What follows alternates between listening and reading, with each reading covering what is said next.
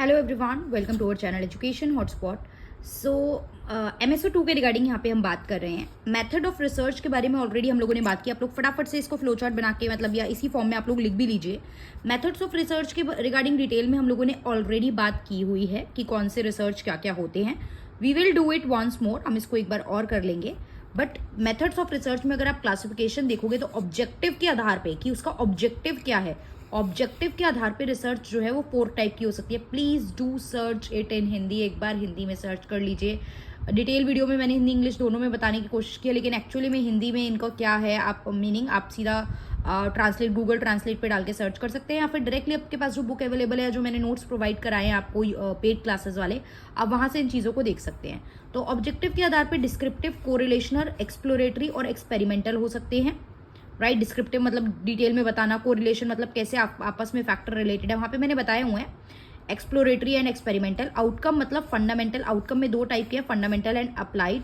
Logic में deductive, inductive. Deductive inductive में एक बार दोबारा से आप लोगों को समझा दूंगी अगर अभी भी किसी को इसमें डाउट है तो।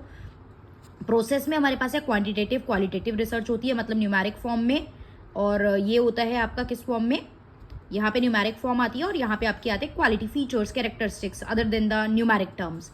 मतलब जो नंबर की फॉर्म में होते हैं डेटा, वो सारे क्वांटिटेटिव होते हैं, तो हमें पता है ना। तो क्वांटिटेटिव रिसर्च में हम ऐसे डेटा कलेक्ट करते हैं, ऐसी चीज़ों पे रिसर्च करते हैं जिनको नंबर की फॉर्म में लिखना जो है और प्रेजेंट करना आसान है।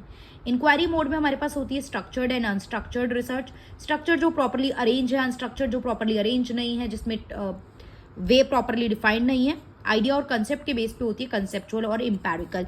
सो these are the type of research. सीधा सीधा अगर आपके पास क्वेश्चन आता है what are the type of research, आप इस तरीके से लिख के और एक एक टाइप को 1 by 1 देन क्या कर सकते हैं, एक्सप्लेन कर सकते हैं। पहले शॉर्ट में देखिए, method of research directly question आता है तो आपको रिसर्च का मीनिंग बताना पड़ेगा, जो मैं ऑलरेडी प्रीवियस वीडियो में आप लोगों से बात कर चुकी हूँ। उसके बाद आप ये सारे मेथड्स को लिखेंगे नाम और फिर इनको एक एक करके एक्सप्लेन करना स्टार्ट कर देंगे। So hope it help. कुछ रिवीजन हो रही है और इस तरीके की छोटी छोटी वीडियो आप लोगों की कुछ भी हेल्प कर पा रही है।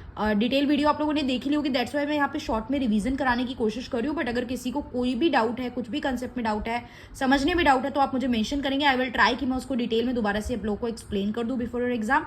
इन 2 दिन मेरी प्लानिंग यही है कि हम इसी तरीके से छोटे छोटे टॉपिक को दोबारा से सारा सिलेबस इसी फॉर्म में हम लोग रिवाइज कर लें।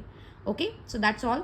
अब जो बच्चे पहली बार वीडियो देख रहे हैं, जिन्होंने नहीं देखा है प्रीवियस कंटेंट, वो कहेंगे इतना शॉर्ट पेपर में तो 500 नंबर का आंसर लिखना होता है, 4 पेज भरने होते हैं, हम कैसे भरेंगे इस 2-4 मिनट की वीडियो में। तो ये रिवीजन करा रही हूँ मैं, डिटेल में मैं ऑलरेडी पढ़ा चुकी हूँ। सो आप लोग वो कंटेंट देखेंगे और ये यहाँ से रिवीजन कर लेंगे। सो दैट्स हाउ आपका कंटेंट जो है कवर हो जाएगा। Okay, so that's all. Thank you everyone.